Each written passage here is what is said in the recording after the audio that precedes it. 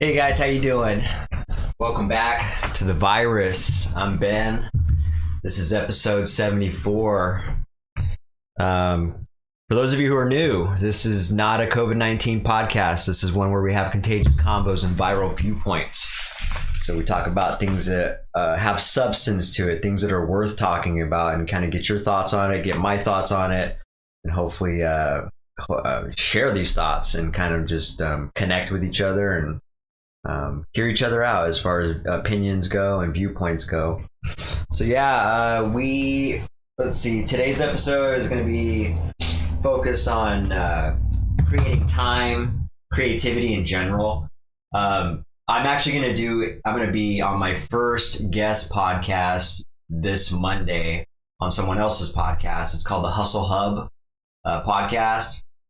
And I'm actually looking forward to that because we're going to talk primarily about creativity, and I'm pretty excited about that. I have a lot to say. So in light of that upcoming podcast, I thought it'd be cool to kind of just, I guess, get primed up for that topic and talk a little bit about creativity today as well. We'll talk a little bit about purpose, problems, opportunities, sacrifices, a few of these things that we didn't cover in last week's episode. We'll talk about the type of things that are, in my viewpoint, as far as what I've been taught recently, as far as what the most valuable currency is and what should be senior to something else. That'll make a little bit more sense when we get down into the viral viewpoint. I'll keep continuing the 10X review of my 10X growth conference experience that I had back in March. And today I'll be kind of going over the interview that I heard with Alex Rodriguez. And that was pretty cool, actually. So I can't wait to talk about that. And yeah, that's pretty much it. You can find us. You can find these live streams posted on Facebook, YouTube, and Twitch. And you'll see posted content on Instagram, Twitter, and Spotify. So give us a follow. Give me a like. Give me a share. Subscribe. And show me a little love, please. Appreciate it, guys. Just any bit of momentum that we can get going with this. It makes me happy. So forgive me for being late. I really had one of those days where every appointment I had today went much longer than anticipated, and usually there'll be a couple, but today it seemed like every single one of them just went longer than expected, and so kind of running on a little bit of sleep deprivation too. So it's one of those days, I don't know if you know what I'm talking about, but when you're lacking so much sleep, you're almost clumsy with everything you're doing. You can't really, your coordination's a little bit off. So it's been one of those frustrating type of days. But it's been good. It's been productive, very productive. Had some successes, some accomplishments today. So pretty happy about that. Let's see here. I guess, yeah, some of those successes for this week is basically sales. Today I made a couple sales, planted some seeds, and so I set myself up for some follow-up. But I did sell about $40,000 worth of product today. So I'm pretty excited about that. And then I'm also excited about, doing the follow-up. I don't get as disappointed or discouraged about not being able to close somebody on the spot. Although I'm pretty good at doing that for the most part and getting people up to that point. I'm even more excited now to practice the follow-up, because the follow-up has been a huge eye-opener for my business and anything I do, to be honest. It doesn't have to be business related. Just any follow-up that I do in my life has just been so impactful. Just the ability to get back to somebody. So not only follow up, but the speed in which the follow up is executed. It's really been impactful. It makes me feel good about myself. It makes anybody who I follow up with feel good about me. It just creates a good environment to do that. And so I'm really stoked to be able to do that when I don't close somebody, And what I mean by that is, I spent a couple hours selling somebody. Couldn't really make a decision, he's on the fence about it, and I drilled him too, I was like, what's holding you up for making this decision? You know what I mean? Like, what what can I do to help you make this decision? You know, what's holding you up from doing this? It sounds like you've been wanting to do this for some time now. You've talked to some people who've let you down in the past. I'm here now. Why not now? And why now? And so I asked him all those questions and more. And he still kind of just wanted me to do a drawing and send it to him. So he's kind of just one of those individuals. So I got all these follow-up strategies that I've been taught, and I'm doing them. And so as much as it's discouraging to not close an individual after spending a couple hours with him, it's great for practicing these follow-up techniques. And so I'm actually really excited about it. There's just small things too.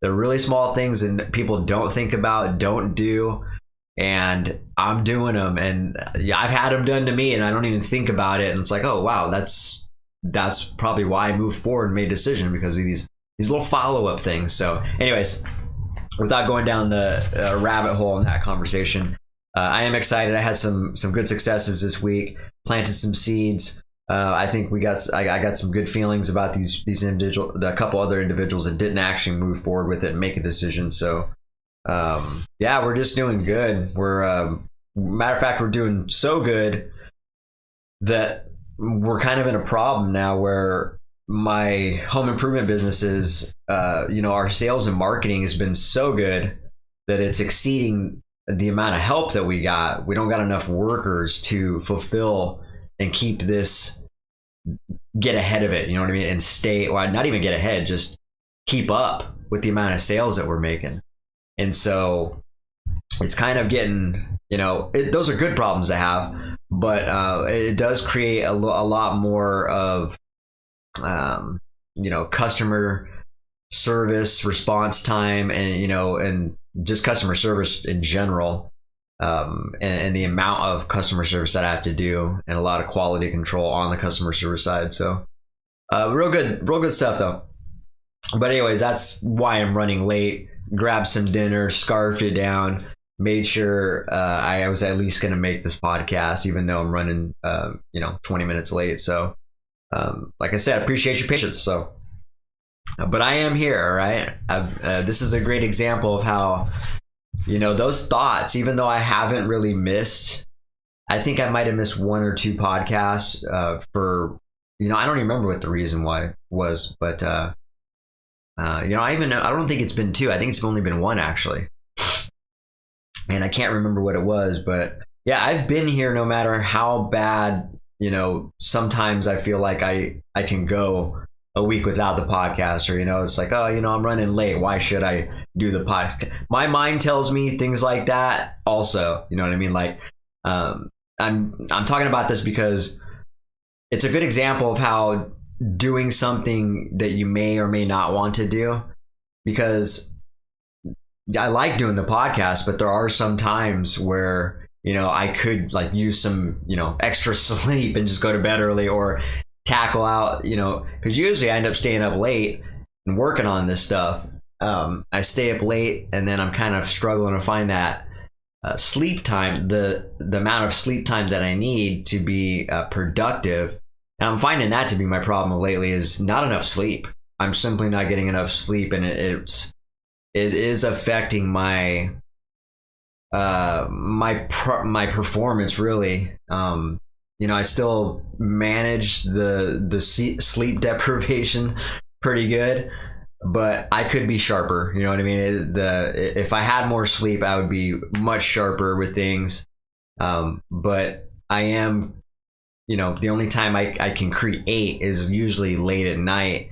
And as you guys may know, I'm a single dad, so I do a lot of parenting time, making dinner, doing the homework, reading, doing a lot of that family time, and that involves putting off the business for some time. So I'm still trying to get the right people in place to make sure that this business is running without me, putting my full attention on it. And so slowly been doing that. Got a receptionist. She's doing a fantastic job too. So that's a good thing. I'm looking for a new sales rep, looking for a couple new guys to work. So yeah, we're growing the business, and it's going well. So anyways, let's get right into it. Let's jump right into the contagious convo.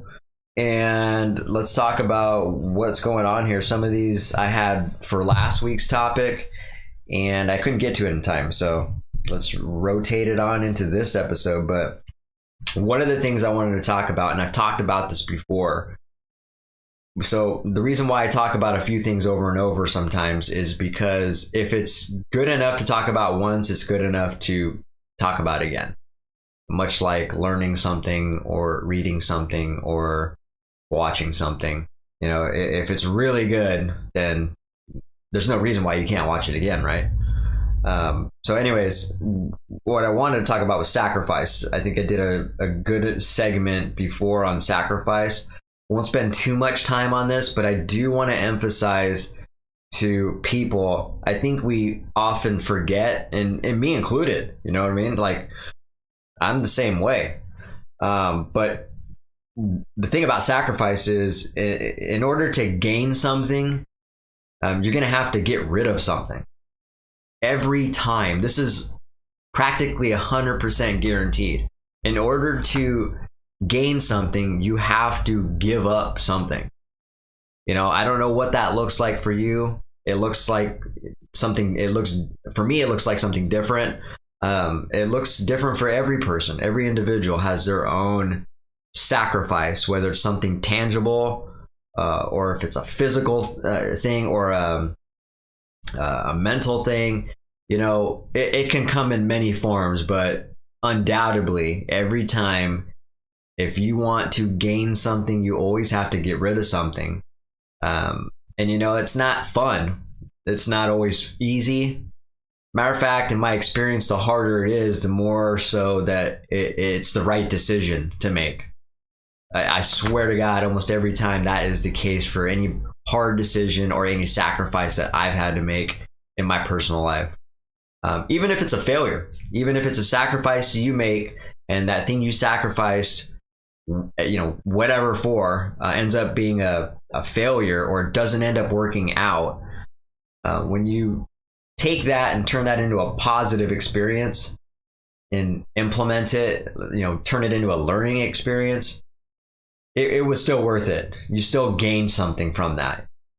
So it really is perspective on when it comes to sacrificing something to gain something. But I think that's super important to talk about, because I think we get caught up. I hear a lot of people complain. Yeah, you know, there's a lot of complainers out there, and sometimes I'll catch myself doing it too. Not near as much as I used to in the past, but the more complainers you're around, the more you're going to complain and find things to complain about as well. But you know, people complain. And they complain about things, and they forget that the very thing that they're usually complaining about is something that they have control over. All they have to do to change that complaint is usually sacrifice something, and that complaint will fix itself. But I think it's easier for people to sit around and complain than it is to actually take action and do the hard thing, which is make a decision, make a tough decision, and get rid of something in their life, something that they're used to. You know, oftentimes to make a big change is going to require you getting rid of something that you don't know how to, you know, you're so used to having it or operating in a certain way. And so that's why it's hard, you know, that's why it's hard to make those sacrifices. But again, we just get caught up in that little vortex of complaints and listening to complainers. We forget, like, oh shit, you know what? I could actually do something about this. I didn't really, you know, I guess I didn't really think that I can actually do something about this. But anyways, just a little, my insight into sacrifice, you know, that's something I've learned, but not only that, that's stuff I've experienced. I've made tons of sacrifices, big sacrifices. You guys have heard me talk about some of these sacrifices, whether it's walking away from my 10-year job, starting a business, and then walking away from that business I started for 2 years that I quit my job for. I've had to make sacrifice after sacrifice after sacrifice. I've had to give up plenty of things that I love. I've had to do things that I don't want to do. That's a sacrifice. I think people forget that too. A lot of people like to avoid the hard things too. Everybody wants to be comfy, and everybody wants to look for that thing that makes them happy, makes them feel good all the time. When they forget, oftentimes when you do something you don't want to do, at the end of it, a lot of times, I mean, there's obviously not every time, but a lot of times you feel good about that thing you did because of the perseverance factor of it. You're like, wow, I did that. It was not fun. It was not easy, especially physical stuff. If you power through that's why working out is so addicting, because you're hardening your mind and you're testing your willpower. That's why people working out, they make all the funny faces. They're sitting there grinding. They're working through that tough, that moment where they're getting burnt out. They're getting reps in. They're kind of getting exhausted. They're feeling the burn. And a lot of people get off on that. And I think, in some form or another, it doesn't have to be working out, but it comes in many forms. And you feel better after you've gone through some adversity. So too many people avoid that. The common person, the majority of people avoid that. And it's a shame, because you should be testing yourself. You should be challenging yourself. And you should experience suffering, for lack of better terms. Don't shy away from suffering. I've heard David Goggins talk about this quite a bit. What does he say? His saying is embrace the suck. Go through it, suffer, embrace the suck. There is value after that experience. There is light at the end of the tunnel. On the other side is the promised land. Call it what you want. There is a lot to gain out of those types of experiences. I gotta take a drink of this though right now. Already talking too much.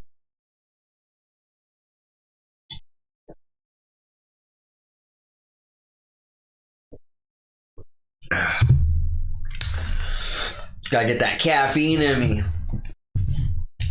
All right. So that's pretty much what I had to say about sacrifice. So hopefully that resonates with somebody. I love talking about that because I like talking about all the things I talk about, and not necessarily for anybody else. I'm a selfish guy. This is for me. I like talking about this stuff because it makes it relevant in my mind again. There's so much stuff coming at me. Sometimes I forget these things. I'll forget sometimes that I have to make a sacrifice in order to get something I want. And then when I hear myself talking about it and thinking about it, I have another epiphany all over again. I'm like, holy shit, did I forget? This is what it takes. This is what's gotten me to where I am. What am I doing? I might have to keep doing this. And I might have to start looking for, using that as an example, sacrifice. It might be time for me to make another sacrifice. Where can I make a sacrifice? What's it going to look like this time? The next chapter always requires a sacrifice. So I like talking about it. It's just good stuff. All right, let's talk about control and creating time. Grant Cardone likes to talk about, he likes to create time, not manage it. His pet peeve about people always saying, time management, I need to manage my time better. He absolutely hates that, because from what I've learned from him, he's all about creating that time. If you want something bad enough, you're going to make the time. You're going to create it and you're going to do it. There's nothing that's going to stop you. It's half the reason why I'm running on lack of sleep is because I've created a lot of time, and I've lost some time too. So not saying I'm good at it, but I am creating time. Am I controlling it? It's perspective again. Yes, I'm controlling it. I'm not controlling my sleep time very well, but you get the point. I've created time to do the tasks that I need to do. We all have the same amount of hours in a day. We all have the same amount of hours in a week, and we choose to, where we put those hours, where we choose to put our hours.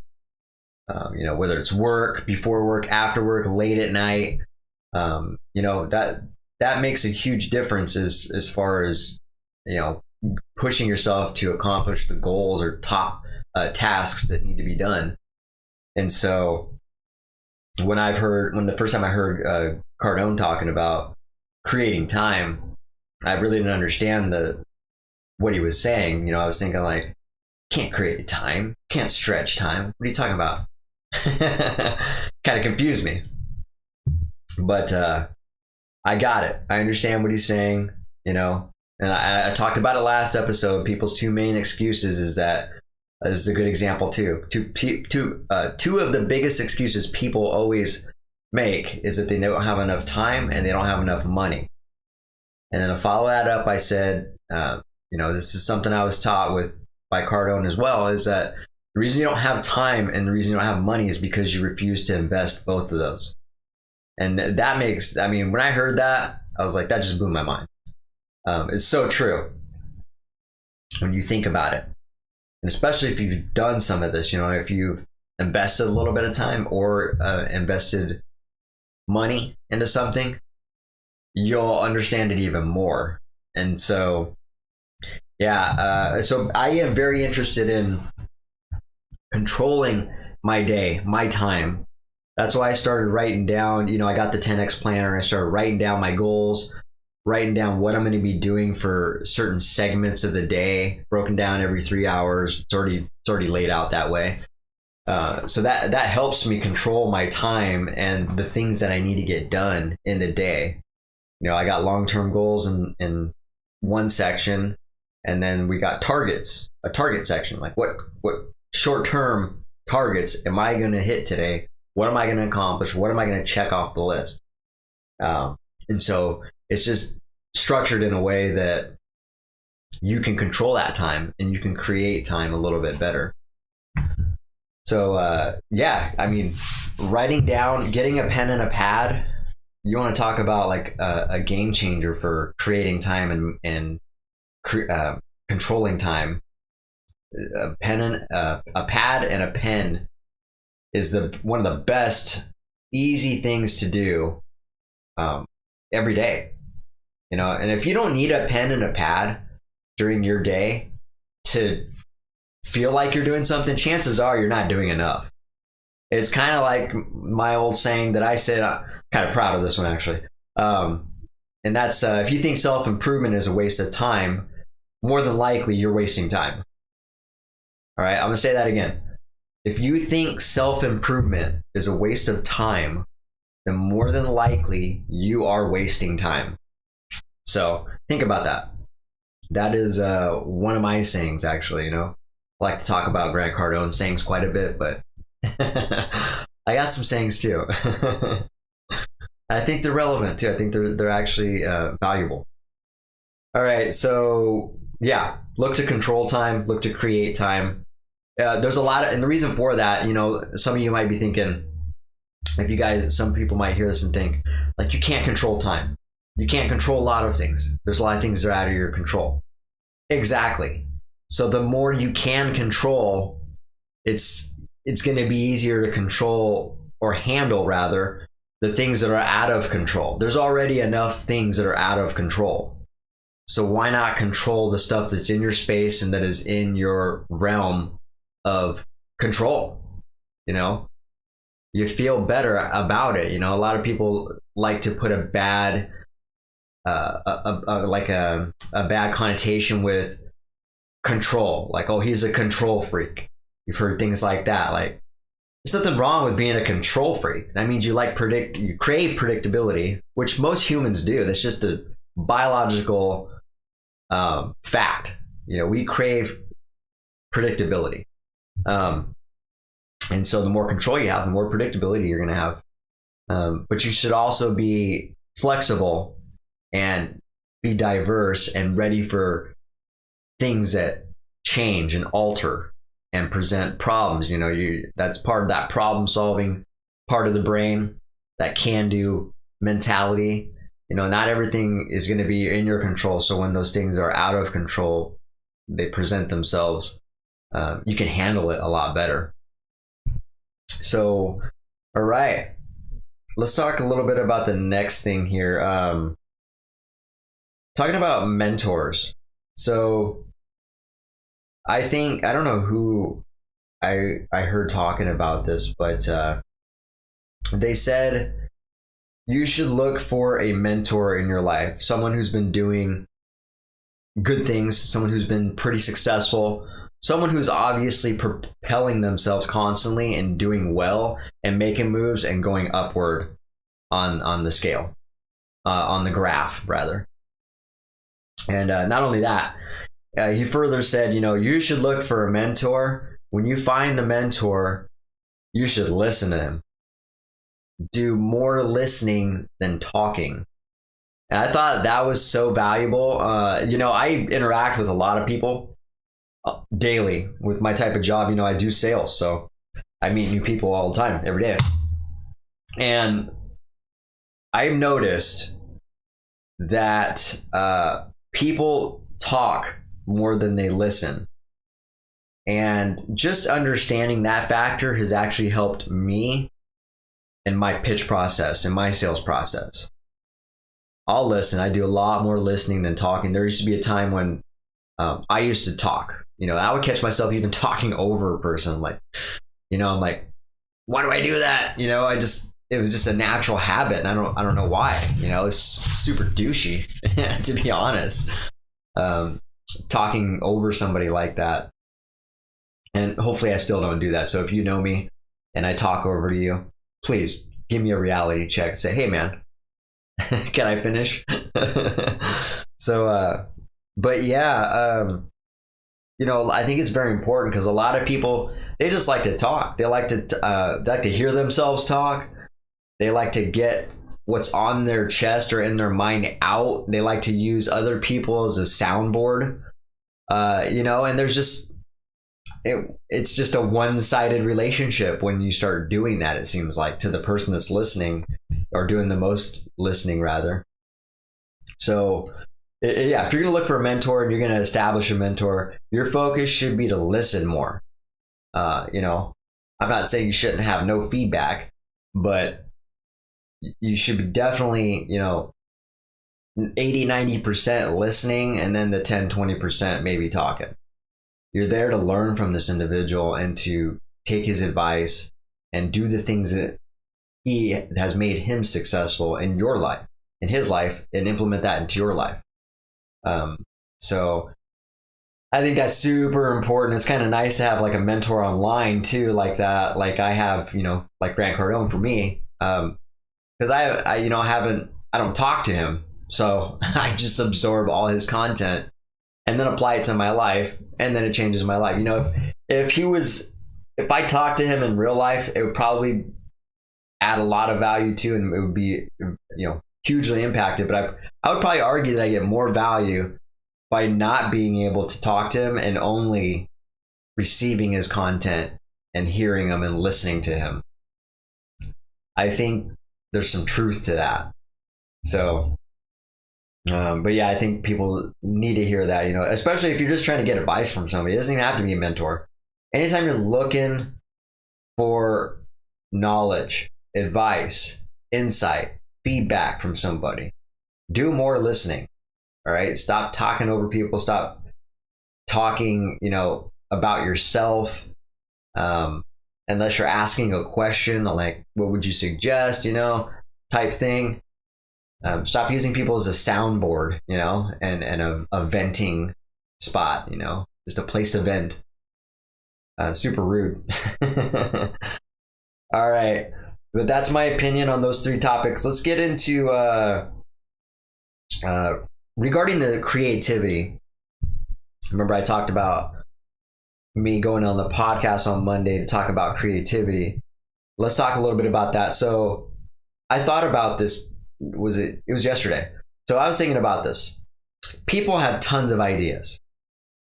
A lot of people are creative, I think. I mean, maybe there's a bunch of dumb people too that just have no creative side to them too. But I honestly think there's a high percentage of people that are very creative and have had some good idea at one point or another, or many good ideas at one point or another.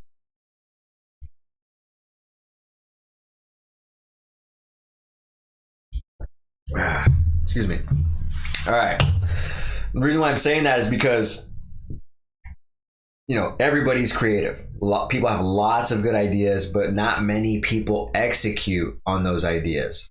It just stays a good idea and they'll talk about it. I've been guilty of this. This applies to me a lot. I've had a lot of good ideas, to be honest. And I've had a lot of good ideas that I haven't executed on. I'm ashamed of myself to think about them. I've had plenty of construction type tools that I thought would be a good idea. Next thing you know, someone created it a few years later. And I'm like, why the hell didn't I do that?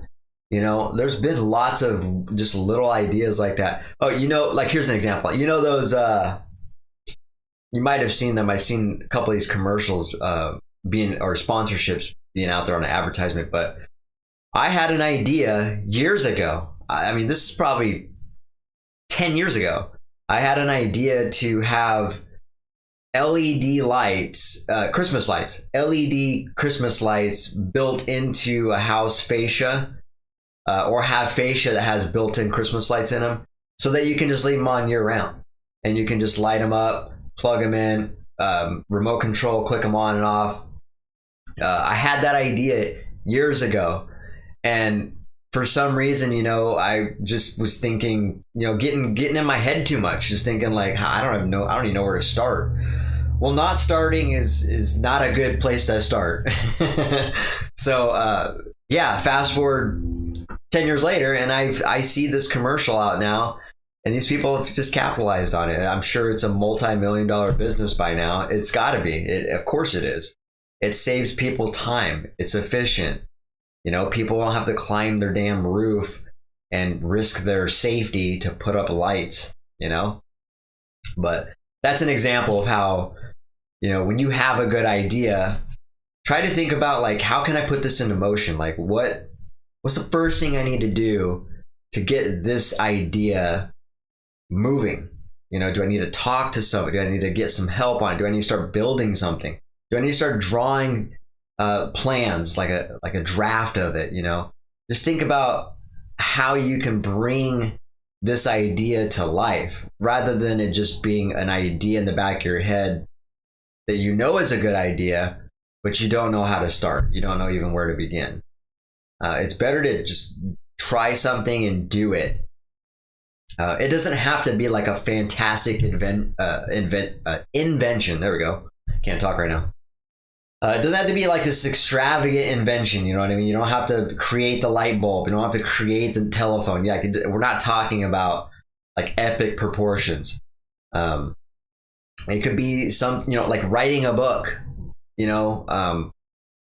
Creating a page, a social media page. You come up with like a brand of something, and you got to create a page. It could be anything that's well within a person's grasp and their potential. It just requires a little bit of time. Writing a book is probably one of the easiest things a person can do, because you sit there, although it's hard work too, and it's got to be entertaining, and it's got to be something worth writing about, but it's one of the easiest things you can do. All it takes is your brain, a little bit of time, typing or writing, and getting it on paper, and then finding a person to publish it or self-publish it at that point. So just another idea or an example rather, of how you should not just keep these creative ideas locked in your head. Look for ways to get it out there. Put it out there, talk to people about it. That's another thing I did in the past that I regret. When I had a good idea, I didn't write it down, and then I never talked to people about it, because I was afraid they were going to take my idea. That's the stupidest thinking possible. Chances are, if you're not ever going to capitalize on your own idea, no one else is going to capitalize on it either. All right, it takes work to actually bring a creative idea to life. And so, yeah, that was just stupid thinking on my part. Like, to think that my idea is so good, someone's going to steal it and run away. And then I didn't do anything with the idea, and guess what? Someone came up with it anyway. And what did they do? They actually took action and created this thing and spent money to build a brand and a business and made money. So yeah, just a couple examples of why you should look for ways to bring those ideas to life. Because like I said, I don't think there's a lack of creativity in people. I think a lot of us have a creative side to us, and we probably have had a good idea at one point or another, but we never execute on it, and for some reason we like to talk ourselves into this idea that if I just keep this idea to myself, eventually I'll do something with it and nobody will steal it from me. And that's just stupid. That's just stupid thinking. I mean, it doesn't make any sense at all. It's not logical. So bring the idea to life. If you got to talk to people about it, talk to people about it. It's better to talk. I would rather have somebody steal my idea than me not do anything about it. All right. Because I can tell you right now, I have had a lot of good ideas and I didn't do anything about them. I didn't execute on them, and I'm ashamed of it. And a couple of these ideas have been brought to the marketplace. And these are something I easily could have just done, either myself or just talk to the right person to bring this idea to life and push it in the marketplace. So yeah, think of how you can, and this goes back to taking action too. I mean, there's actually a lot of layers to this topic, or this example rather, more specifically, why people don't execute, the fear of failure, the fear of looking dumb, fear because of caring what other people think about you. They might think your idea is dumb. All that stuff is a person just getting in their own head. And as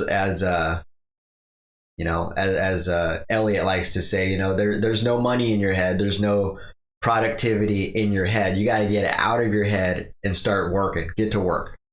Talk to people. Network.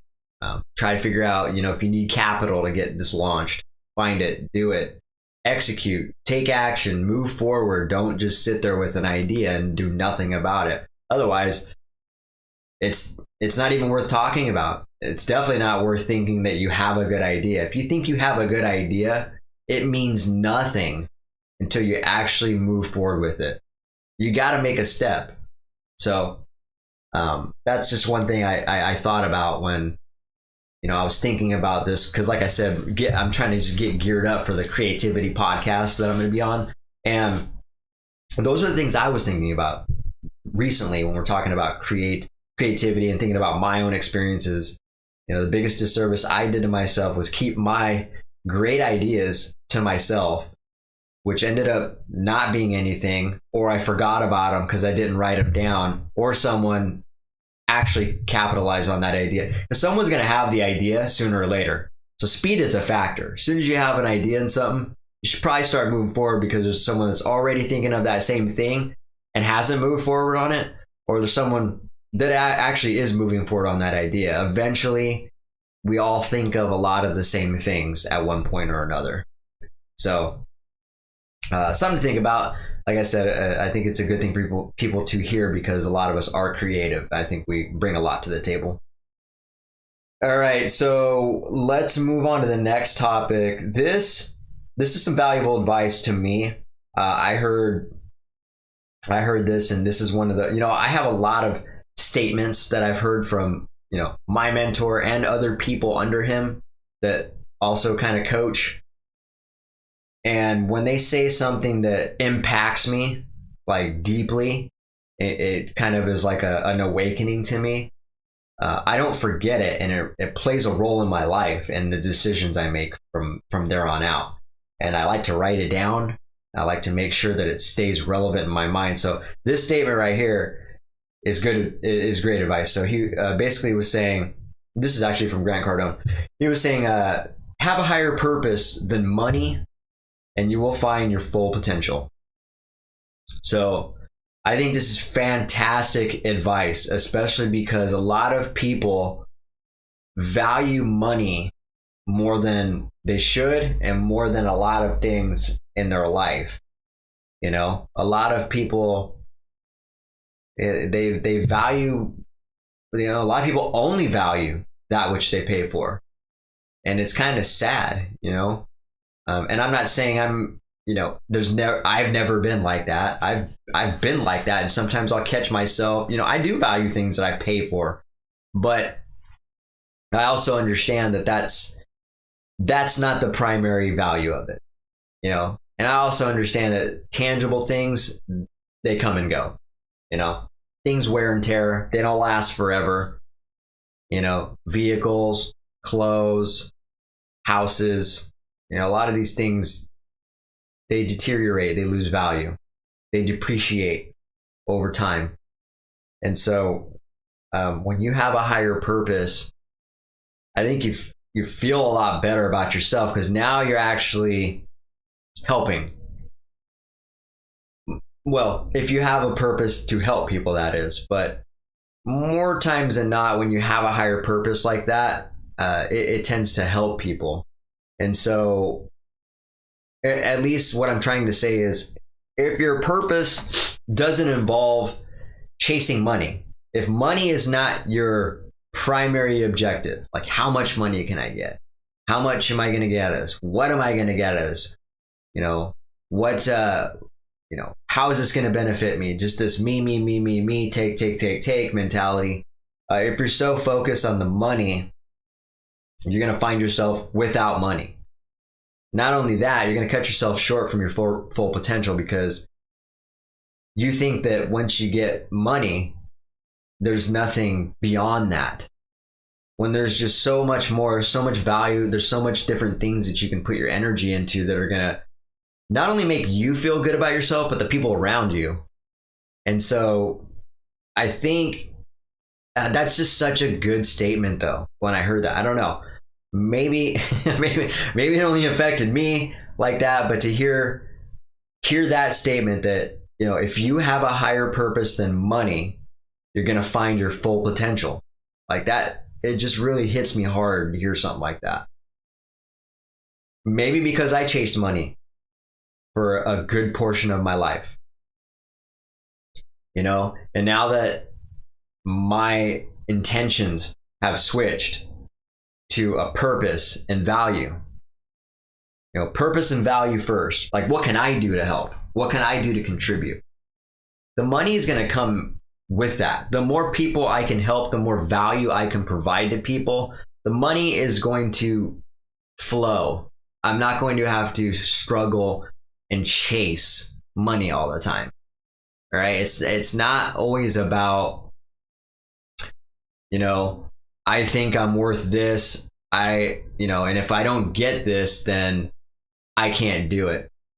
And this ties into the things we've already been talking about, sacrifice. Maybe, I've heard this from many people, but a lot of people that are, high profile social media mentors is what I'll call them, like David Goggins, Gary Vee, Grant Cardone, all those people that I've brought up before. They always mention, look for a scenario where you can do something for free for somebody. And when I talk about this to people, I could already tell it's a turnoff. Obviously I'm talking to the wrong people about it, but they don't get it. They don't get it. Most people don't get this concept. If you're wanting to, let's just use an example. Let's say I want to be an actor, right?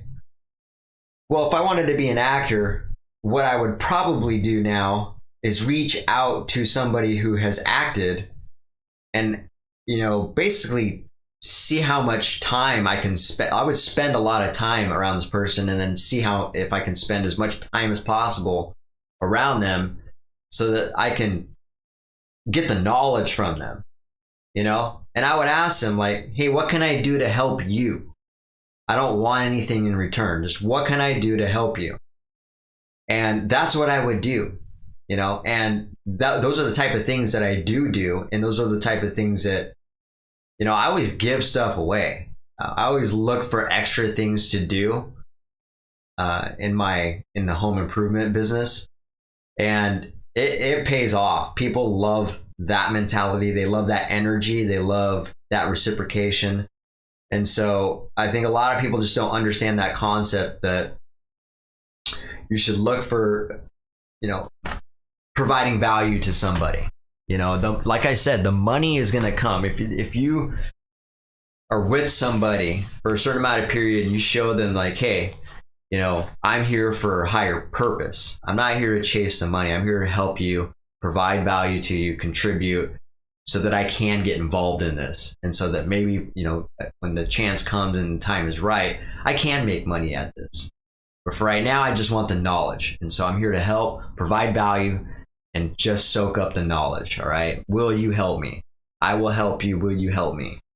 I think that is really rare to find in people right now. And it's just, like I said, I've talked to people about this before, and I could just see it in their face. They're like, they check out. They're just like, yeah, I'm good. I'm not doing anything for free.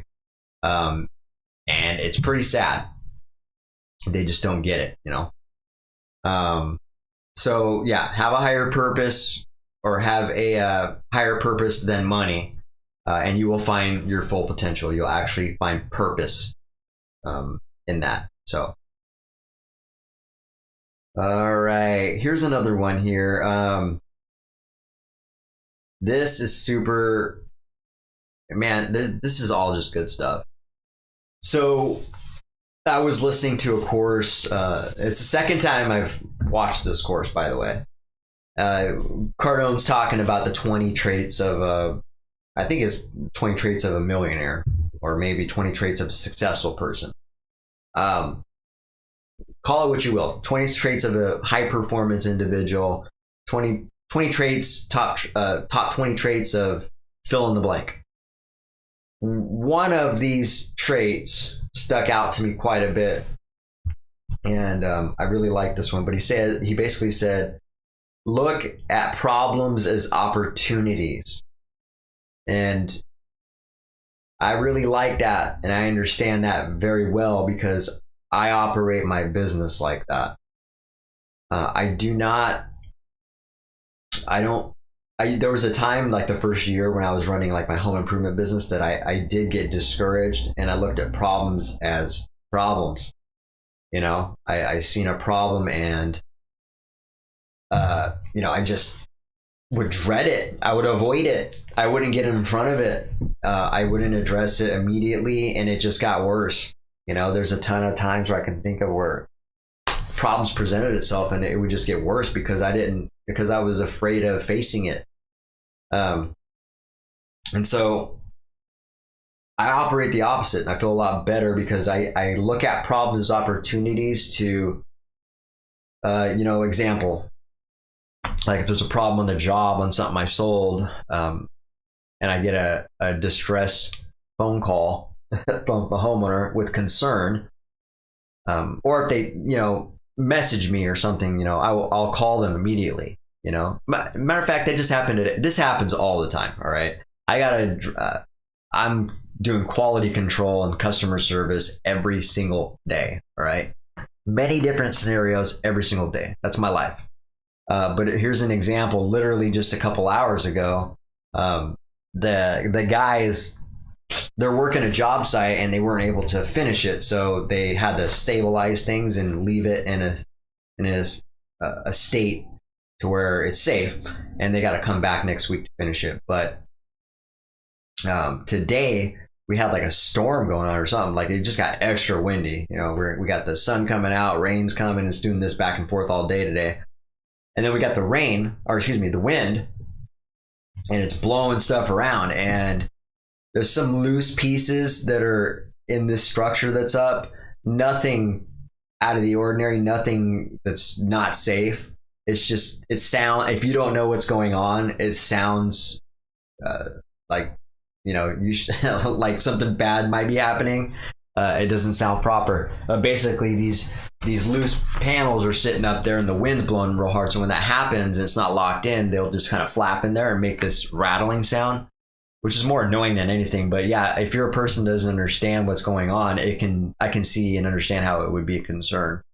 But they sent me a video of it, like saying, "Hey, Ben, I don't know if this is a concern or not, but this is doing this. Check this out. It's like it's kind of loud. It seems like not safe. We're concerned about this." I called him within 5 minutes of seeing that text. I didn't text back. I didn't send him an email. I didn't put him off for an hour or two before I got back to him. I seen it within 5 minutes, maybe less. Called him. He answered the phone. I was like, "Hey, Gary, Ben here. Hey, I just want to let you know I got your text. And I just wanted to kind of explain to you what's going on there so that you don't have to worry about anything. I understand your concern though, because it's making some rattling, right?" Yes. And so, I told him like, how it's installed, all the components, what components play, what part they play, and why it's doing that. It's missing the compression fittings, and so it's gonna rattle like that until we get over there next week, because we couldn't, the guys couldn't get on your hot tub to install those panels, and so they will next week after they install the posts and the beam so they can walk on it. And I explained it to him. I walked him through this. I solved the problem. I looked at that problem as an opportunity to reassure them, as an opportunity to show them that we care about them. We care about our service. We care about our customer service in general. We care about response time. That was an opportunity to solve a problem. And even if it wasn't a problem necessarily, it was a concern to them, which is a problem, right? A concern is a problem. So you should treat a concern like a problem and get in front of it. Not only should you treat it as a problem, treat a concern like a problem, and then treat a problem like an opportunity. And you will always feel better about yourself. Those people that you're talking to in that scenario are going to feel much better about you and your confidence, and not be worried. You're just going to put them at ease. Long story short, he got it and he understood. And he was like, "Oh, okay, that makes sense." And I told him, it might be a little bit loud, but we can't really do anything about that until next week. So just kind of bear with us. And said, "Yeah, I get it, no problem."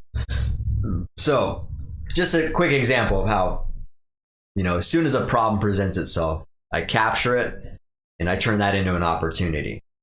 And that trait, that's one of his 20 traits of a successful person. So I've been doing that for a while, a couple years now, where I've just made a commitment to get in front of things that make me afraid and that appear to be a problem. Just immediately, just start leaning into it.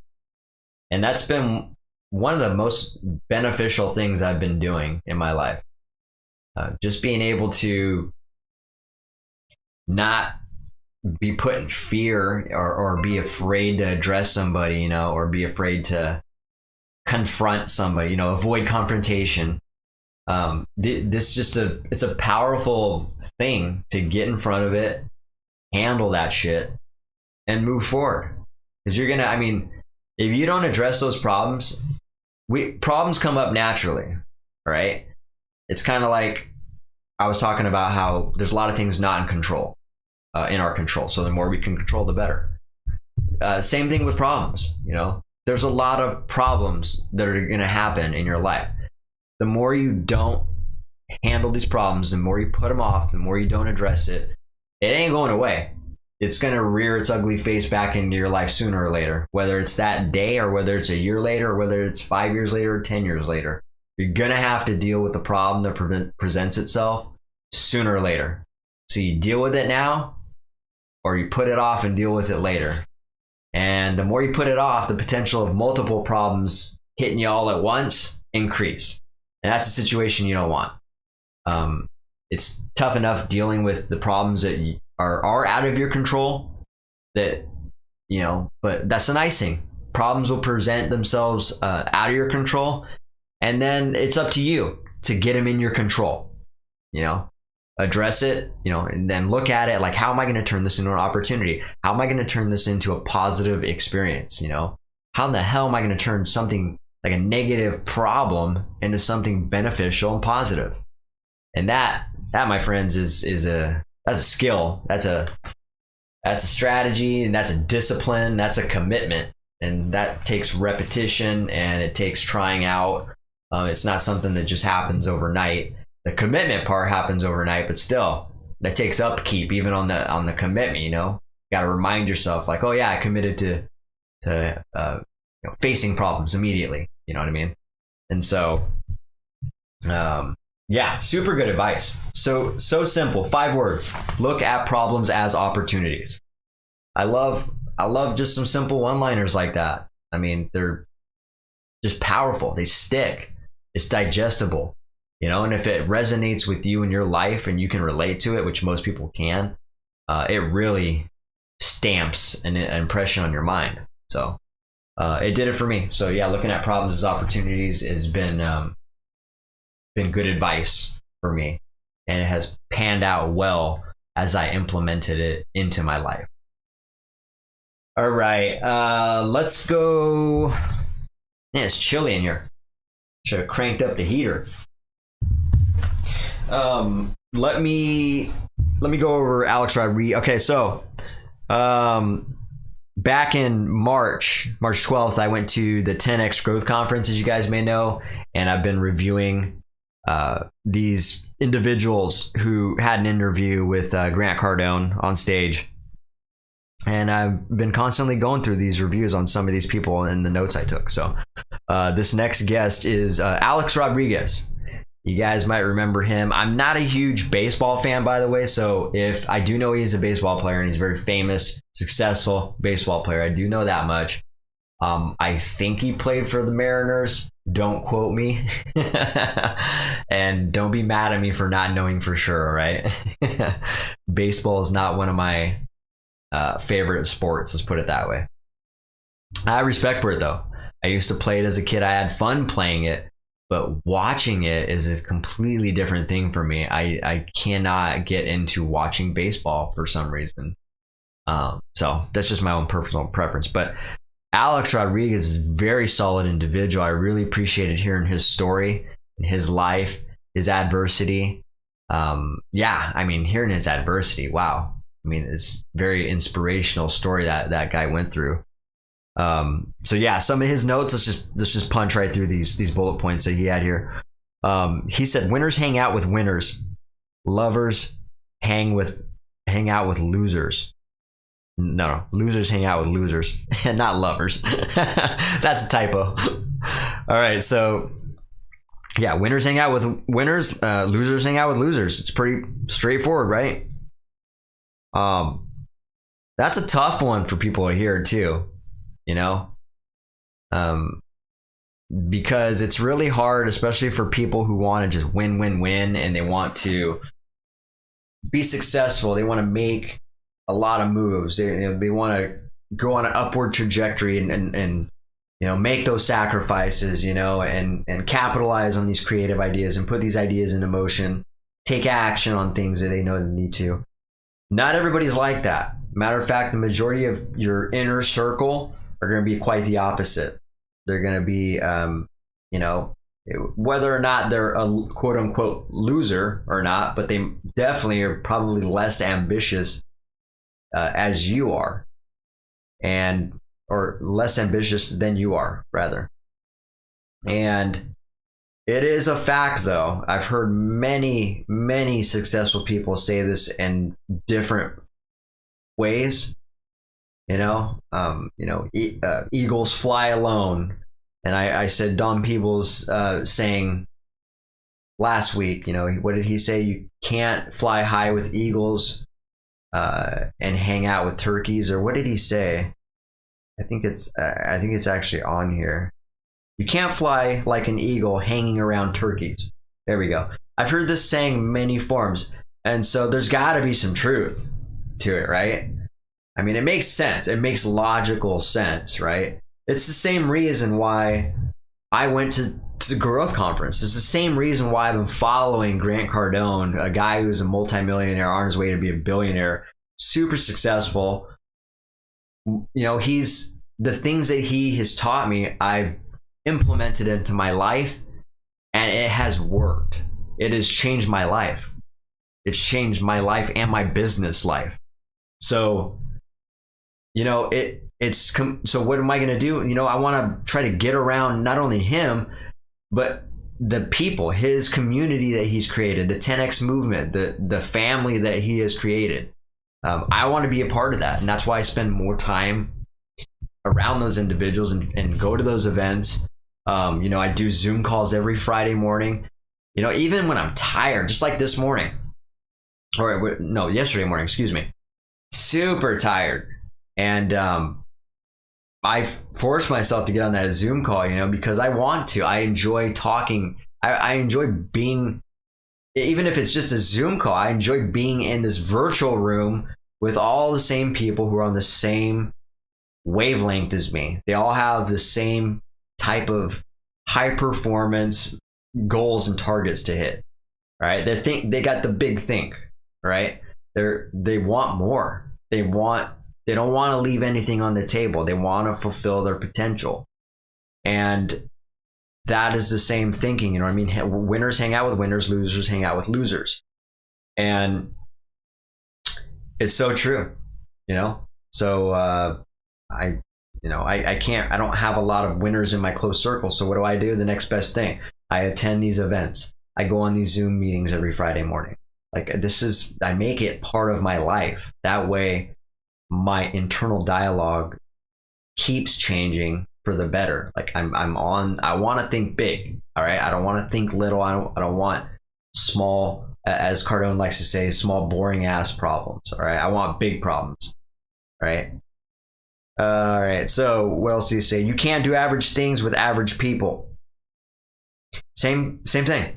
Same concept right there. You can't do average things with average people. It doesn't mean anything unless you're winning. That is pretty good advice, and it's pretty harsh too. A lot of people think that they're doing something. It's kind of like, like the creativity thing. People think that just having a good idea is doing something, and they'll hold on to it and they won't share it, and they'll never do anything with it. Right. And then someone else will pick up that idea and actually capitalize on it, and then they're winning. So that's just a small example of how, it doesn't mean anything unless you're winning. And it's kind of like what I talked about a couple episodes back when I said there's a difference between being busy and being productive. Being busy, it doesn't mean shit unless you're actually providing results and you're producing.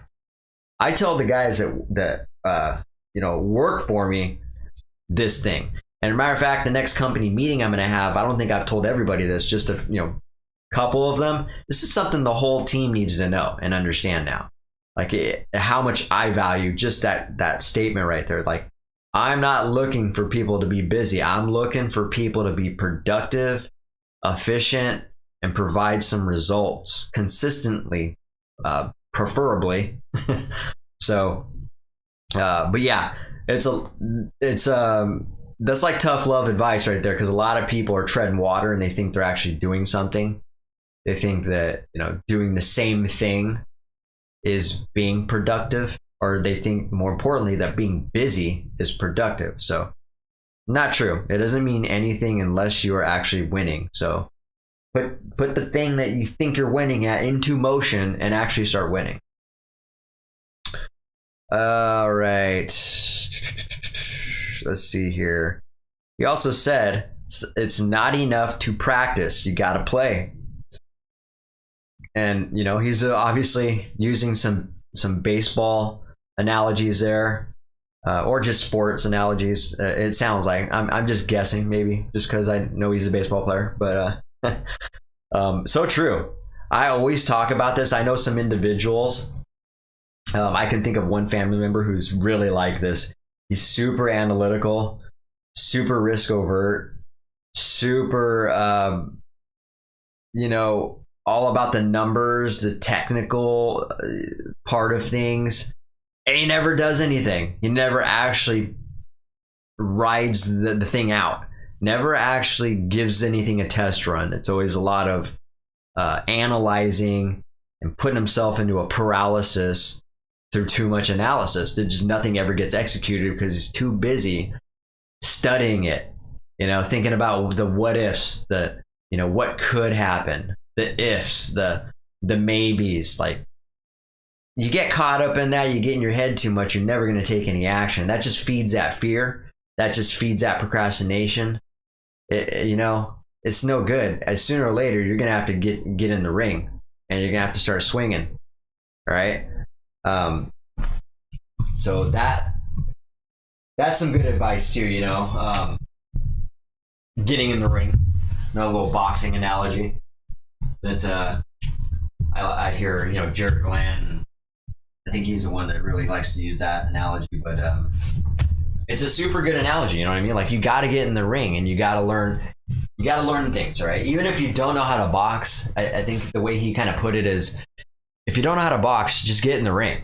First, figure out how to block, and then slowly you're going to introduce how to counter a punch, and eventually you're going to have your offense come into play. Like, you need to work your way up into the comfort level of, through repetition, through actually experiencing this thing. So that's super good advice. It's not enough to practice. It's always never enough to practice. Practice is good. It's great. And then practice is needed and necessary. But you also gotta play. You gotta do it. You gotta swing. You gotta do it. You gotta try. You gotta fail. You gotta fall on your ass a few times, and then you get back up and you swing again. So yeah, don't get so caught up in the practice part of it and the analytics of it and the overthinking and the technical aspect of it. You don't actually take action. All right. He also said opportunity over money. We just talked about this, so I'm glad he actually brought this up. We just talked about how, and remember, I was just talking a little bit ago about how a person should look for ways to provide value and contribute to somebody rather than chase money. That's basically what he's saying. Look for opportunities because rather than money, because opportunities lead to money. Opportunities lead to attention, and attention is senior to receiving money. So opportunity will create relationships and continued networking through people that can help you, people that can teach you, people that can guide you, and sooner or later, opportunities always present themselves in the form of money after a while, but that shouldn't be your goal. Your goal should be opportunity, look for opportunities. How can you be involved? How can you be a player in whatever it is that you want to be a part of? Those are the questions you should be asking.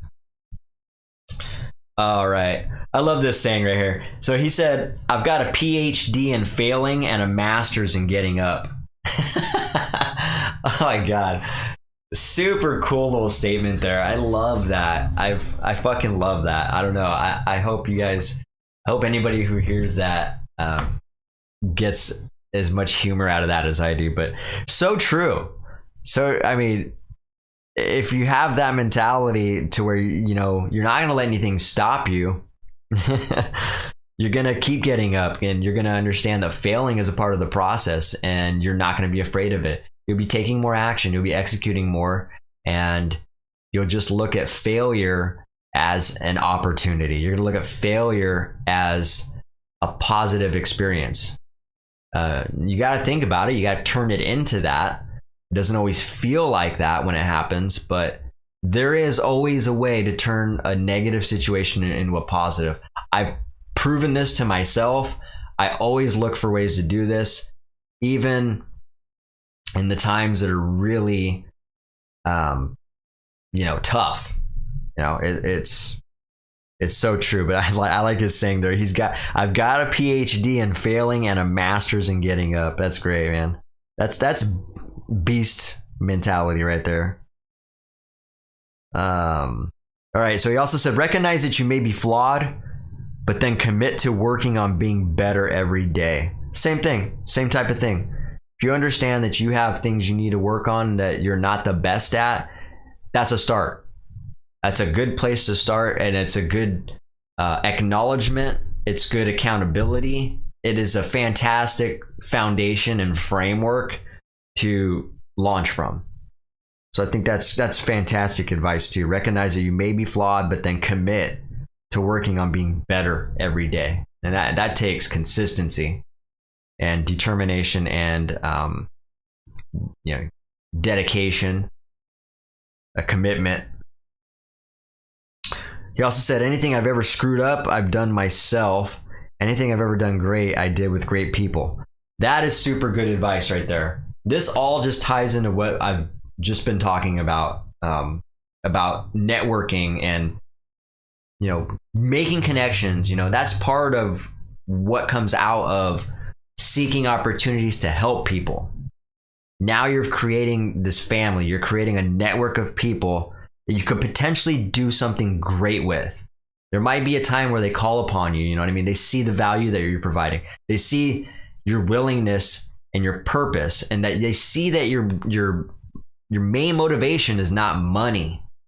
And that is highly attractive, and that is valuable in itself. Much more than money will ever be.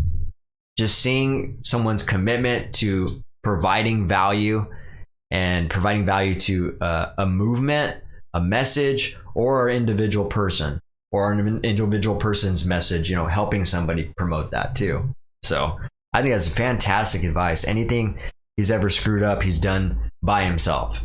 I think we can all relate to that statement. And then he said, anything I've ever done great, I did with great people. So fantastic advice. He says, fear is a reaction, courage is a choice. And that's a quote from Winston Churchill. Fear is a reaction, courage is a choice. Very, very good point. I gotta sit there and think about that again. I remember when he said it, but I forgot that he said that now that I'm hearing it again. That's good advice too. Very simple. Winston Churchill was onto something there. Fear is a reaction. Not only that, you choose how you're going to react to that fear. So you're going to have a reaction, which is fear. But then after the reaction is a time to make a choice. How are you going to respond to that fear? Are you going to avoid it? Are you going to ignore it? Are you going to stand up to it and not let it back you into a corner? Those are the only three options when you're presented with that fear. And fear is natural. It always cracks me up when people, and I'm not saying that nobody is fearless. There's probably a few people that are legitimately not afraid of something. Well, I actually don't know about that. I even find it hard to believe that there's one person that isn't afraid. I guess it's I don't know. It's hard to say that someone's not afraid of nothing. There's got to be something. Even the most toughest individuals got to be afraid of something. Got to be afraid of losing somebody. They might not be afraid of what happens to them, but there's something there that they would be afraid of. So it cracks me up when, big, dudes or, testosterone pumping dudes, or, Dan Pena says this a lot too. That's the only thing I don't like about Pena. And I like Dan Pena quite a bit. But the one thing I don't like is the fact that he projects that he's not afraid. All right. He's not afraid. He's what does he say? He's full of twisted steel and panther piss. Whatever. Like he's got these cute little sayings and whatnot. And like I said, I like the guy. But that's one thing I don't like about him is the fact that he comes off as not being afraid. And I'm not saying that there's something that, he is probably a lot tougher and a lot more fearless than most individuals, at least from my experience of watching him, for sure. But there's got to be something he's afraid of, and usually loss is one of people's biggest fears. But courage is, the way he's reacted to his fear has been a game changer for him. The way I've reacted to my fear in my life has been a huge game changer for me as well. Matter of fact, things really didn't change for me until I started leaning into the things that made me scared.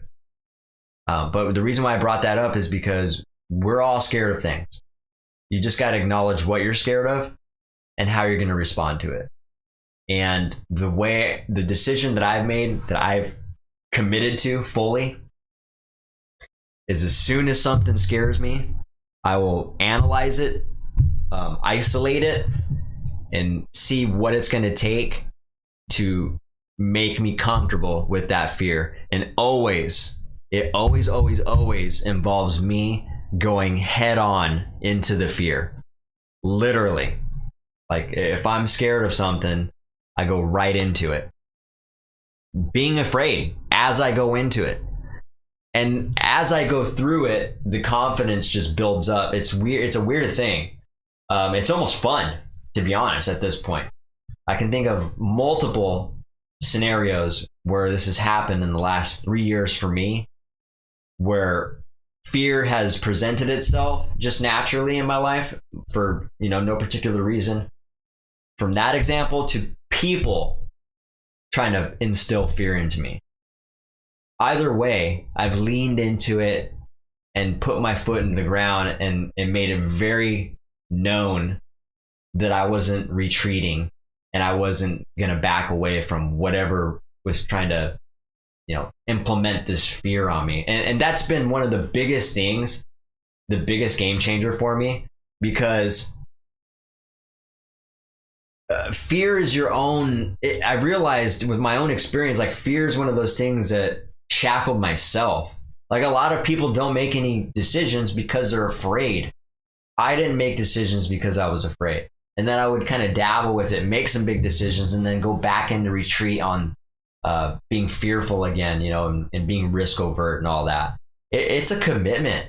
Like, you go all in and you be consistent and you keep doing it. Otherwise, you go forward, backward a little bit, and and essentially when you're going forward and backward, what happens? You're staying the same. You know what I mean? And then you all know, when I've talked about this before, you never stay the same. You're either going forward or backwards. So if you think you're staying the same, guess what? You're going backwards. So yeah, leaning into the fear, facing it, and confronting that shit immediately has been very beneficial for me. So I can't speak high enough about that. The last thing he said, this is fantastic. Everything he's talking about is literally what I was just talking about. Bring people good things, and good things will come back to you. So I think we all know what that means. I've been talking about this whole podcast, it seems like, but providing value and contributing to people. Keep doing that and it will pay off. People are going to see that you have a higher purpose, you have a higher mission, and you enjoy providing value rather than just looking for the dollar. That's so powerful. I mean, I love that message. Just bringing people good things will come back to you. I believe in that. I mean, if you believe in karma, then I guess that's right along the lines of karma, right? So yeah, super good advice. Very good advice. And by the way, Alex Rodriguez, there's a couple athletes that were there, and Alex Rodriguez was one of them. There's a few individuals in general that I weren't particularly, like Pitbull. I already did his review, but like, I don't listen to Pitbull's music. But after hearing him talk, like, I like the guy. Like, he's got a very inspirational story as well, and he's got a lot of value. He's got a lot of good things to say. He's got a lot of insight. He's a very knowledgeable dude. Alex Rodriguez is also one of those guys. Like, I really enjoyed hearing his story of adversity of him and his mom. I think, if I remember right, he was talking about his dad left, his dad split, and his mom raised him practically by herself.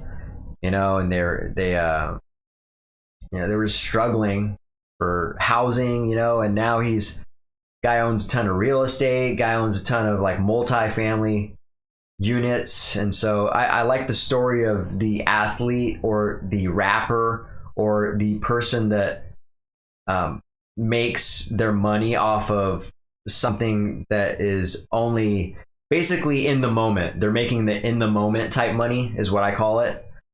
When they convert from that to investing in longer term things that are going to bring them money, 50 Cent, he's another good example. How he went from being a rapper to, I mean, he still raps obviously, but getting into acting. I've seen him in a lot of movies.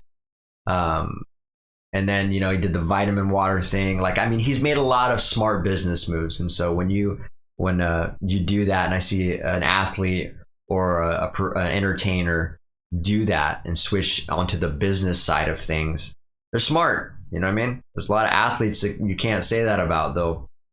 There's a lot of athletes that make the money while it's good, and the next thing you know, they go broke. A lot of entertainers as well. I've heard this story many times. Successful actors or entertainers, musicians who are making a killing, and then fast forward 10, 15 years later, and they have nothing because they don't know how to manage money. They weren't taught money, as I wasn't, as most people aren't. So. All right, well, that's gonna wrap it up for Alex Rodriguez. Let's move on into super cool though. By the way, I can't say that enough. I really like Alex Rodriguez. All right, we can get a drink of this, and then we'll get into the viral viewpoint.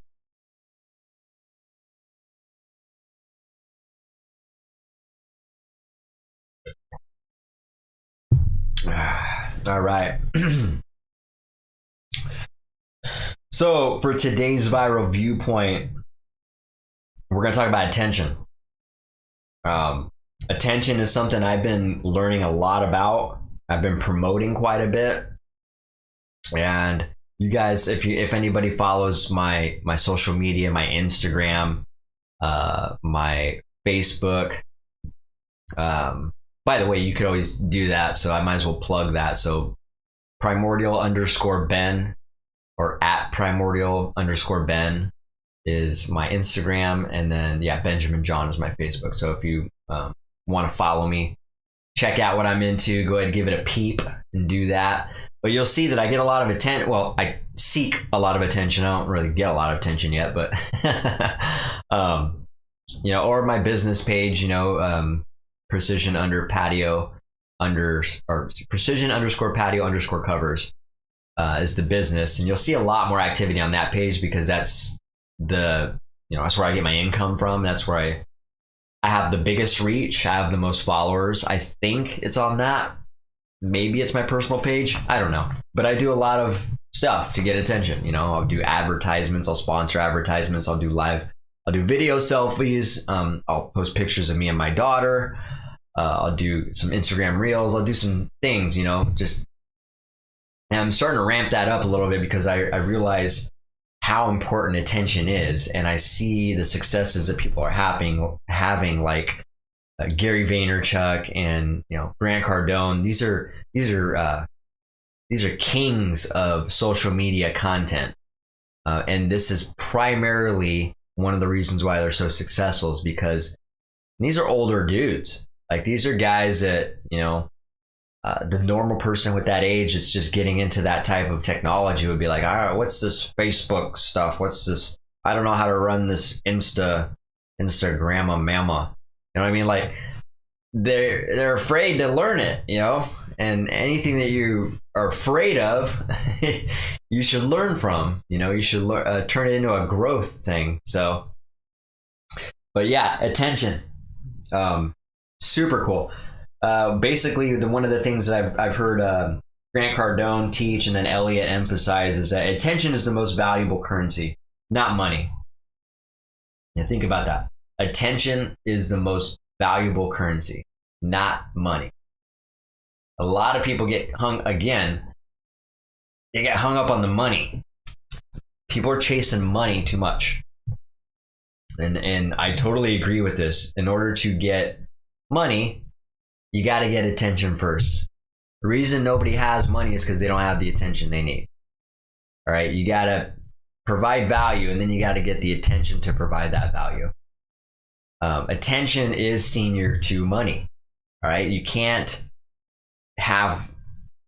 be backwards, money and then attention. Not saying that hasn't happened for people, but in general, for somebody to be successful, you're gonna have to learn how to get that attention. I mean, we've seen this quite a bit. I mean, TikTok is a perfect example of that. Social media in general, but let's just talk about TikTok. How many 10-year-olds, how many 17-year-olds are out there making millions because they're getting attention? They're putting content out there daily. You know, I don't know how long a TikTok video is. What, 10 seconds? It's like Vines or something. You just put a video out there, and next thing you know, you're getting a ton of views on that. And the frequency in which they do that is dictating how fast they're going to get residuals off of it. And they see that and they do it. And kids probably are in the best position for that than anybody, because kids have a lot more time. You know, they're not caught up in they don't have expenses. They don't have a lot of responsibilities, a lot of requirements, you know, not a lot of accountability. So that's why you see a lot of kids, and they're better at getting attention. You know, a lot of adults, as we grow up, they practically beat it out of us. You know, don't get attention. You know, calm down, relax. You know, just chill out. You know, we're kind of taught to relax a little bit, and not seek attention, which is counterproductive for what you need to be doing, and that's getting attention.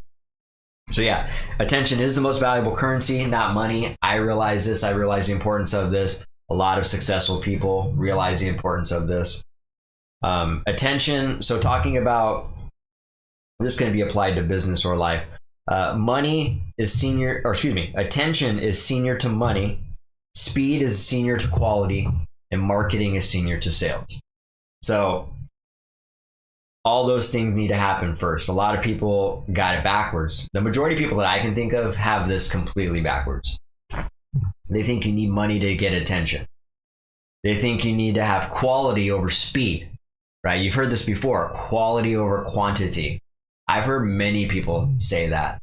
Not in the group I'm in now, but the average person that doesn't know what they're talking about will always say quality is always better than quantity. It's just simply not true. The other thing is they'll think that sales is more important than marketing. You know what I mean? Like, if you don't know how to sell, then you're not going to be able to market. Marketing is attention. You know, whether it's marketing a TikTok video, or it's marketing a brand, or it's marketing, yourself shooting some hoops all day, every day. You know what I mean? Like, it can be anything, but you gotta get attention, and marketing is getting attention. That's what marketing is about. It's getting brand awareness and letting people know about you, so that you can transact with them, so that you can provide value to them, or vice versa, and so that a transaction takes place. There's no value can be distributed without the money. What do I want to say there? More than likely, you can't provide the value. God, I lost the verbiage in what I was trying to say, but basically what I'm trying to say is there's no value being done unless there's some kind of transaction. Obviously there's some exceptions, like, you know, in the event that I was talking about, where if you're just looking to gain knowledge from somebody and you're looking to just learn and kind of be under someone's wing, then obviously there's not going to be a transaction there, because you're looking for knowledge. You're just looking to contribute. You're not really looking for money. But if you got an established business, but first of all, if you're not making money in the business, it's not a business. It's certainly not a successful business. So in order to make money at a business, you need to provide value to somebody. There can't be any value exchange without money exchange. And so what needs to happen to get that? You need to get attention. And the thing one of the main things that I was taught that really helped me in my business was, the reason why I wasn't getting a lot of sales or not even sales, just a lot of leads, because nobody knew me. Nobody knew me. A lot of people still don't know me. You know, I got a good following now, but I could always use more following. I mean, there's millions of people on this planet, and there's millions of people just in the local area that could provide value. We could provide value to each other in one form or another.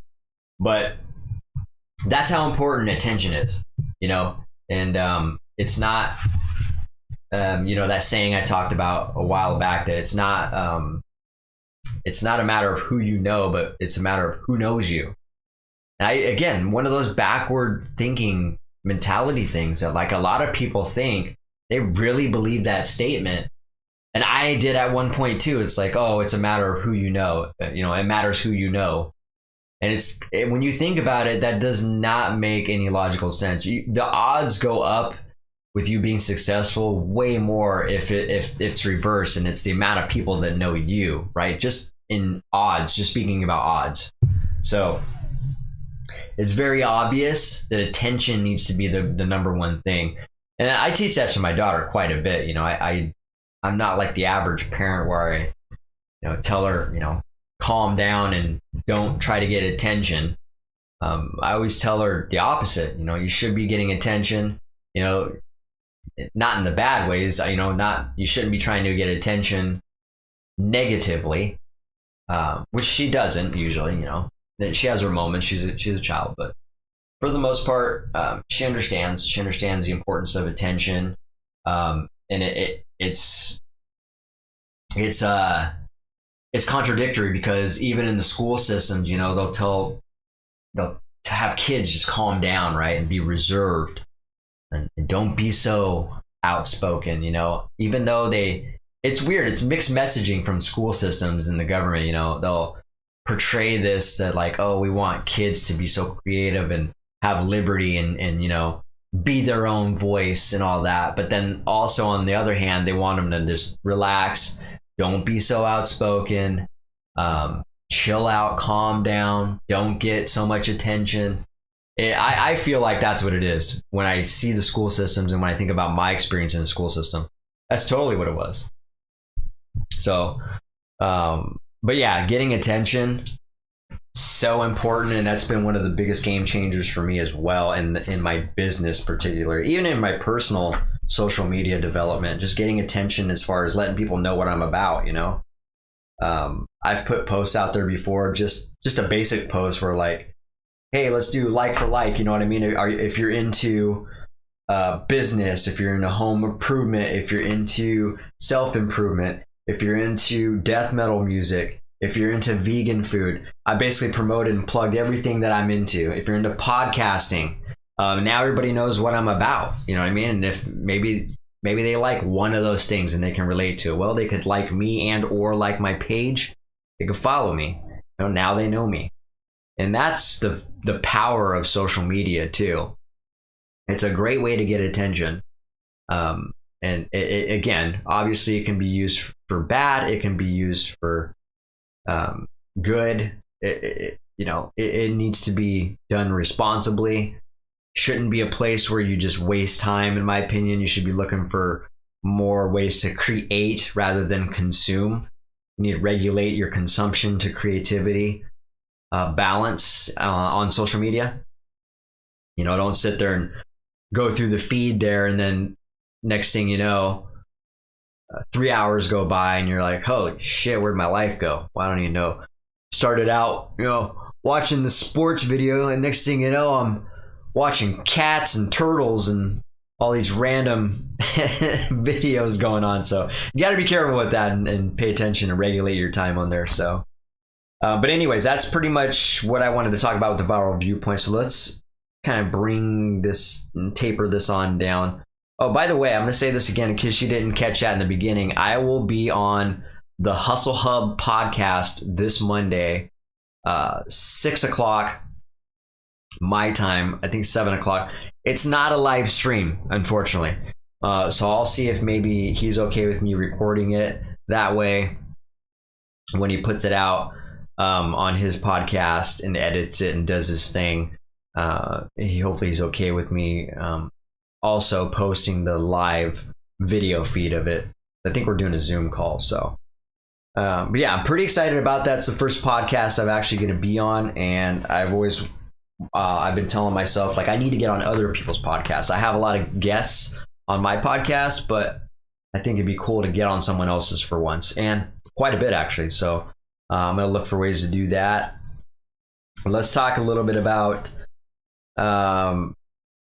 I guess my rant. So my rant for today is and the rants are not, by the way, not to be so negative. It's more to be funny, just to kind of lighten it up. But they are my simpler frustrations sometimes, and so you can think of them as a complaint.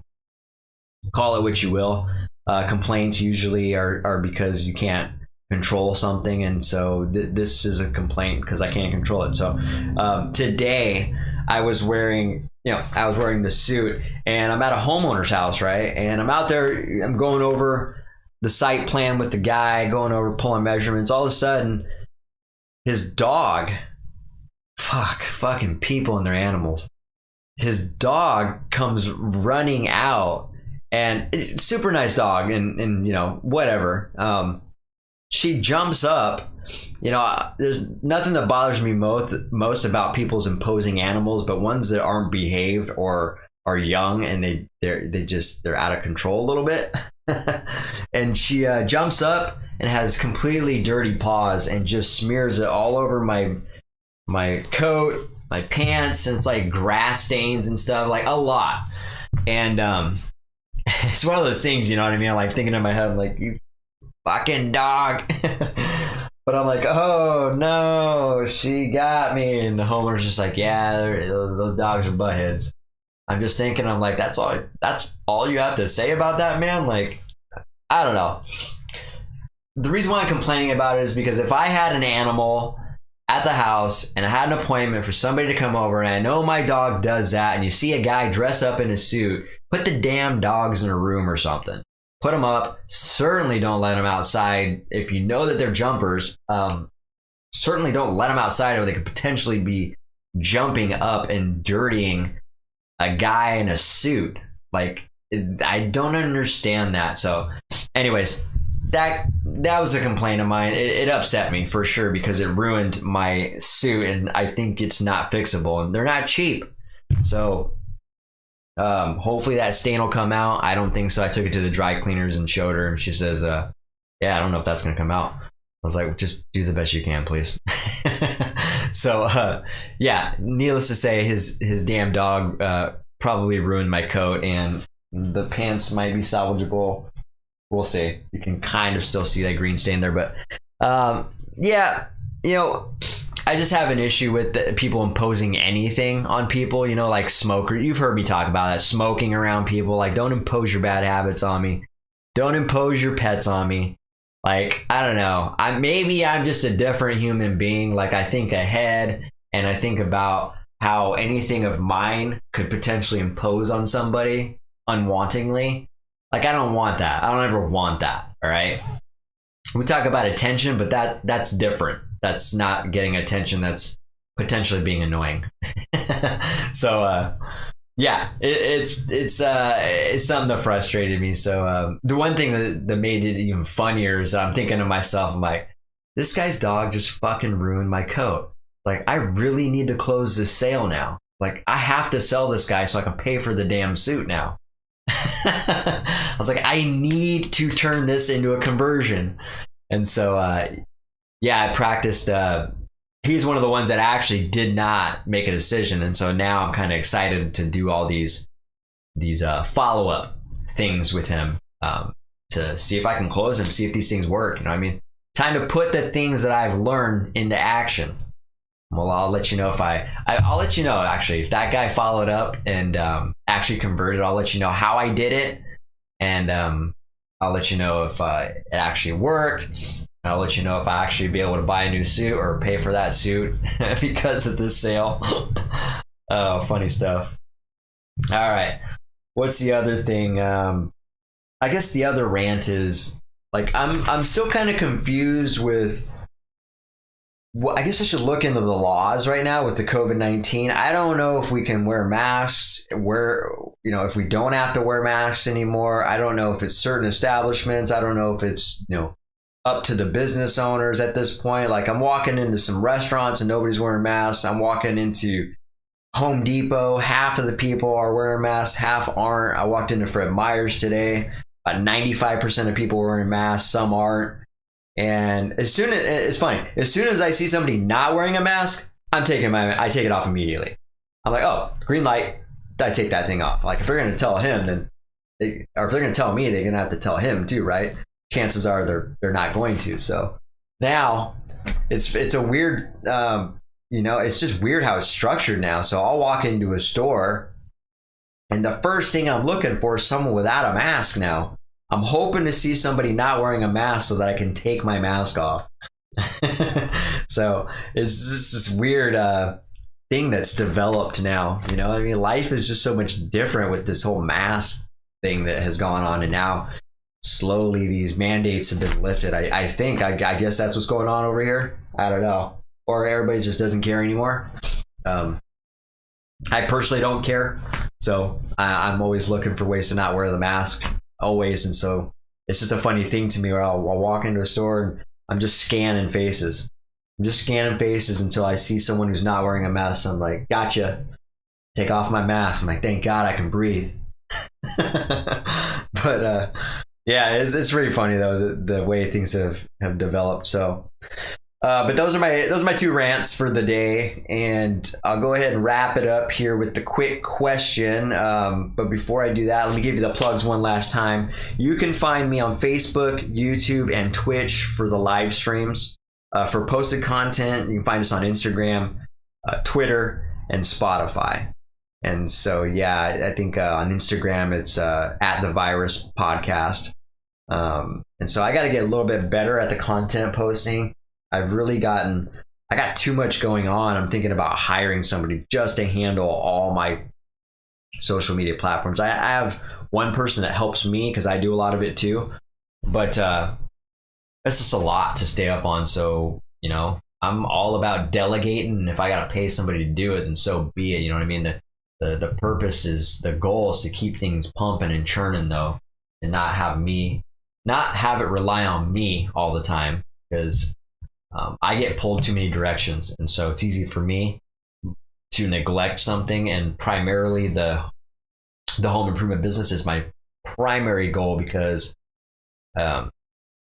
it's customer service based. And I want to be able to respond to people promptly and immediately. So, all right. So yeah, give me a like, give me a follow, share, subscribe, hit me up. Give me some emojis and keep the flow going. All right, let's keep the positivity rolling, and let me know how you feel about me talking about primarily self-improvement and the things that I've been learning on a day-to-day basis.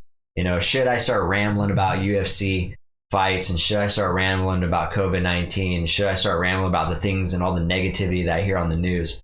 I personally don't enjoy talking about that stuff, and so that's why I've kind of geared this podcast a little more, the last 3 or 4 episodes, geared it more towards self-improvement, which is the thing I like to talk about because it's relevant, it's on my mind, it's the thing I train on every day, and it's the thing that's provided most valuable to me. So I want to use this platform as more as a contributing podcast, for those people who do not think that self-improvement is a waste of time, for those people who think like, I actually enjoy listening to this guy. He actually, maybe he is learning something of value because, and it wouldn't hurt to try some of these things I always talk about. You know what I mean? Like, these are things that I learned, I implemented into my life. They've changed my life. It's real. There's no scam. The shit works.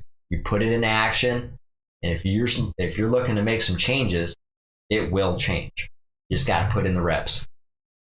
All right. So I'm going to leave it off with the quick question of the day. So what is one really good idea that you have right now? What's one really good idea? Or think of an idea that you don't have. Try to get creative, or at least the next creative idea that you have, write it down. All right. But what is one really good idea that you have? What will be the first step to bring that idea to life? All right. What is the first thing you need to do to bring that idea to life? Ask yourself that question and then do it. Do it. Like Nike says, just do it. I hope I didn't get muted on this podcast just for saying that. I didn't really think about that. I'll cross my fingers. All right. Well, like they say, just do it. You know who I'm talking about, right? There's some value to that statement. I kind of like that. All right. Well, that's going to wrap it up for the podcast today. Again, I appreciate, I apologize rather for being late.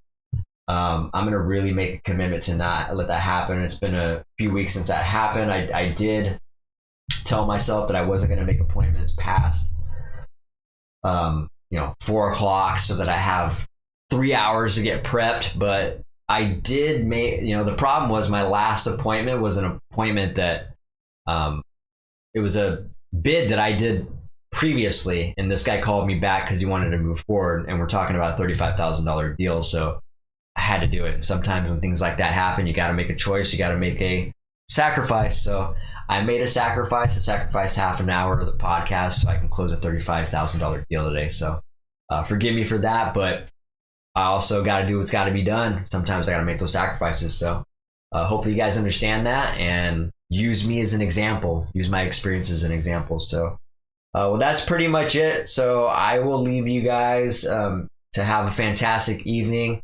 I'll see you guys next Saturday for episode 75. But until then, keep it contagious and keep it viral. See you guys later.